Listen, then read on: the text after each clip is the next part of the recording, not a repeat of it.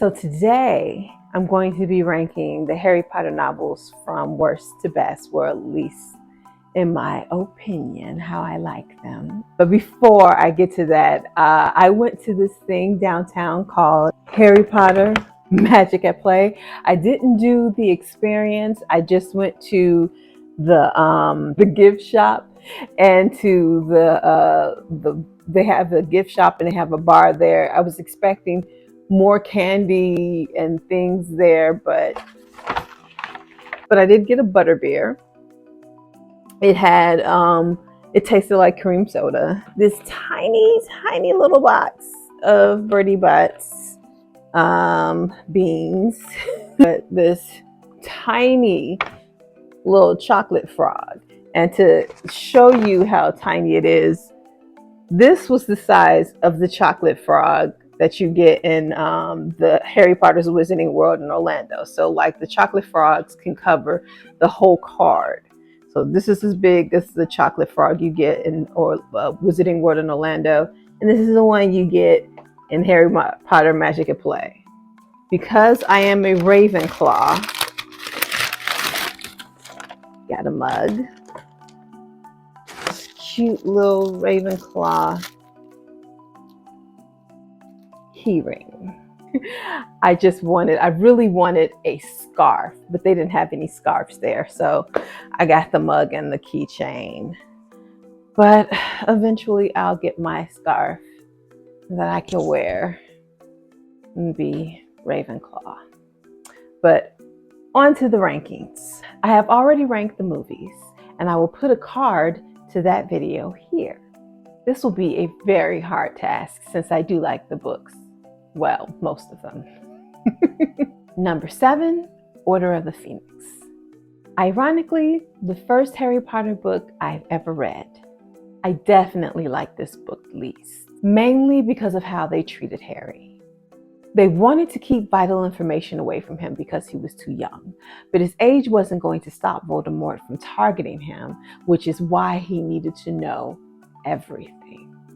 Maybe if he did, Sirius would still be alive. The biggest culprit being Mrs. Weasley, and you know how I feel about her character in the book. Number 6, Deathly Hallows, mainly because of the length of the book. Don't get me wrong, I love reading and am an avid reader, but this book did not have to be as long as it was. So many things were repetitive. There were long, drawn-out passages where nothing happened. And Harry kept proffering the same ideas over and over again just to have them shot down by his friends, when in the end, he was right all along. Number 5, Half-Blood Prince.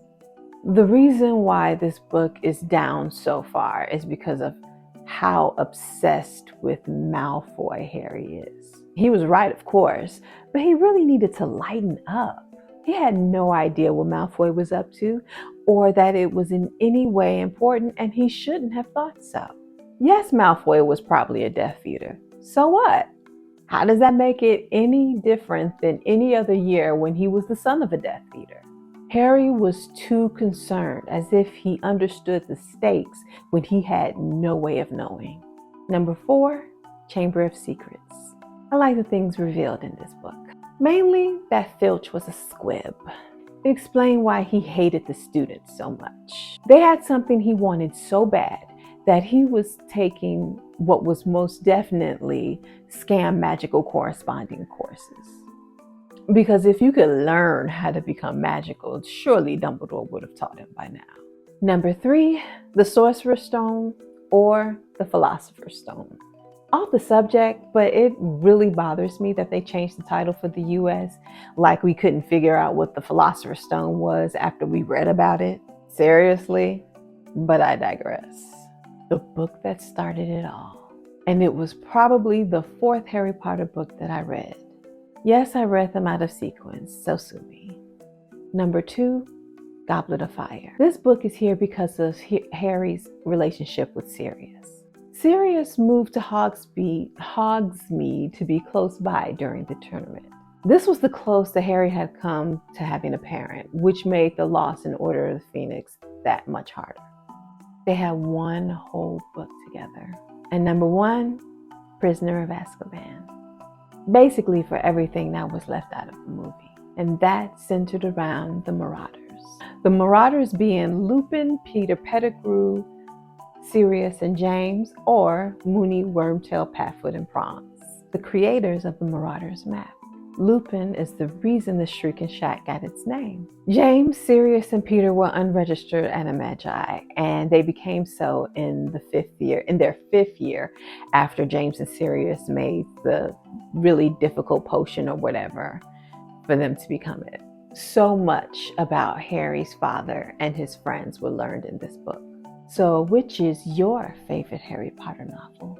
Let me know in the comments down below. And don't forget to like, share, and subscribe. Thanks.